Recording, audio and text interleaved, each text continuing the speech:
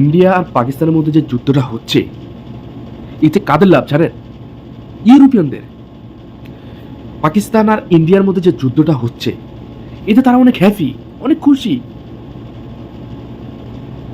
আমি একটা জিনিস ভেবে দেখলাম, এতে আসলে সবচেয়ে আমি মনে করবো যে ক্ষতিগ্রস্ত হবে ইন্ডিয়া বেশিরভাগই।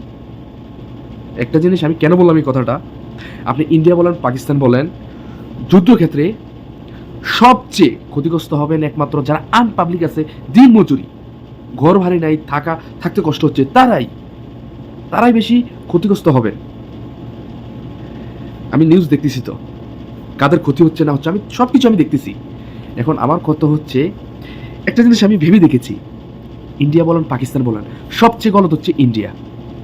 ইন্ডিয়া আর পাকিস্তানের ভিতরে যে যুদ্ধটা হচ্ছে, এটা কিন্তু আমি মনে করি যে ইন্ডিয়া গা ঘেঁষে তাদের সাথে যুদ্ধ করতে চাচ্ছে পাকিস্তানদের সাথে। পাকিস্তান কিন্তু হাত বাড়িয়ে আগে যুদ্ধ করতে আসে নাই, হাত বাড়িয়ে আসছে কারা? ইন্ডিয়ারা। এটা বুঝতে হবে। আর ইন্ডিয়ার পিছনে কাদের হাত আছে? একমাত্র ইউরোপিয়ানদের। আজকে আমি একটা কথা বলি, ইন্ডিয়ার যদি ক্ষতি হয়, ইউরোপিয়ানরা কিন্তু সাহায্য করতে আসবে না। একটা কথা মনে রাখিয়ে, শুধু শুধু আমি মনে করি আসলে এই যে আনপাবলিকগুলো আছে, অসহায় পরিবার, তাদের ক্ষতিগ্রস্ত বেশি হচ্ছে, সরকারের ক্ষতি হচ্ছে না। সরকার তো মুখ দিয়ে সবকিছু অর্ডার দিচ্ছে, কিন্তু ক্ষতি হচ্ছে যে আনপাবলিকগুলো। আমি একটা জিনিস বেশিরভাগই দেখেছি, ইন্ডিয়ার যতগুলো মানুষ আছে, কি বলবো, এগুলো অদক্ষ লোক। এক কথা বলতে গেলে তাদের আসলে আমি মনে করি না তাদের ভিতর কোনো নলেজ